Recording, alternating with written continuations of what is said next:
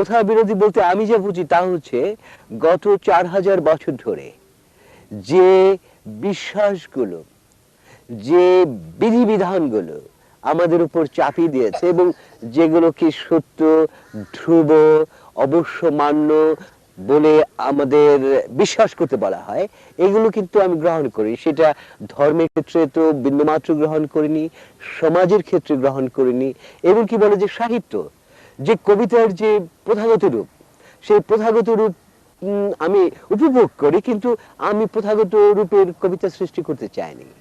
নারীবাদ আমার একটি প্রিয় বিষয়। আমি যখন বিশ্ববিদ্যালয়ের ছাত্র ছিলাম তখন নারীবাদীদের লেখা বই পড়েছি, কিনে রেখেছি, সব পড়িনি। এডিনবরায় আমি প্রচুর বই কিনে রেখেছি।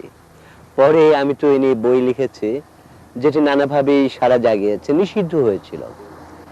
নারীবাদ, আমি পেশাদার নারীবাদী নই, ওই বিষয়ে আমি প্রকল্প করি না, কিন্তু আমি এটিকে গুরুত্বপূর্ণ বলে মনে করি এই জন্য যে গত এই 20 শতাব্দীতে বলা যায় নারীবাদীরা যে অসামান্য মৌলিক চিন্তা করেছেন এই সমাজ সভ্যতা সম্পর্কে, পুরুষেরা ততটা মৌলিক চিন্তা করেনি। তাদের চিন্তা অত্যন্ত মৌলিক এবং বলা যাক এই প্রথাগত সমাজকে ভেঙে নতুন সমাজ গড়ার জন্য। 3000 বছর 4000 বছর ধরে নারীদের বন্দী করে রাখা হয়েছে। শুধু তাই নয়, বর্তমান সভ্যতা কিন্তু পুরুষদেরও বন্দী করে রেখেছে।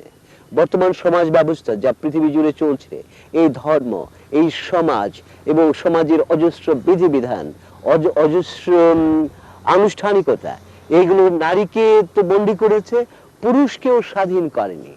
নারী এবং পুরুষ দুটোকেই বিকৃত মানুষে পরিণত করেছে।